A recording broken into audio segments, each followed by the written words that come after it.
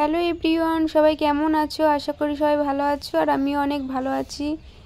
তো আজকে বেরিয়ে পড়লাম। কালকে আমাদের এখানে বিশ্বকর্মা পুজো, তো কচুর শাক খেতে হয়। তো আমি আর আমার বান্ধবী কচুর শাক কাটতে বেরিয়ে গেছি। দেখো আমাদের এটা মাটির রাস্তা, বৃষ্টি হয়েছে, খুব কাদা হয়েছে। দেখো সব কচু শাক লোক কেটে নিয়ে গেছে আর আমরাও যাচ্ছি ওখান থেকে কাটতে, রাস্তা থেকে।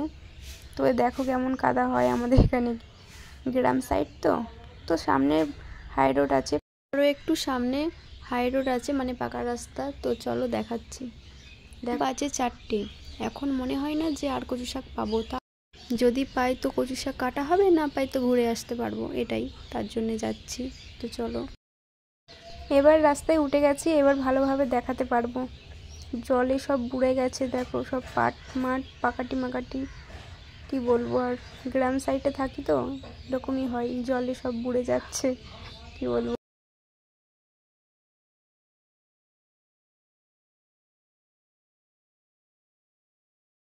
কোথায় খুঁজছি, তো কচু শাক তো পাচ্ছি না। দেখো জল যাচ্ছে, জলে সব ওই অনেক তো খুঁজলাম, কচু শাক তো পাচ্ছি না।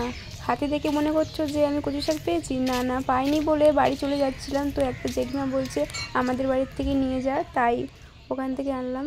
আর বাড়ি এসে দেখো কি হলো, ওইভাবে নিয়ে এসেছি বলে আমার হাতটা চুলকে চুলকে কি বলবো লাল হয়ে গেছে। তেল দিয়েছি আর নুন দিয়েছি, দিয়ে মা বললো নুন আর তেল দিলে ঠিক হয়ে যাবে, তো এই জন্য দিয়েছি। Bye, tata.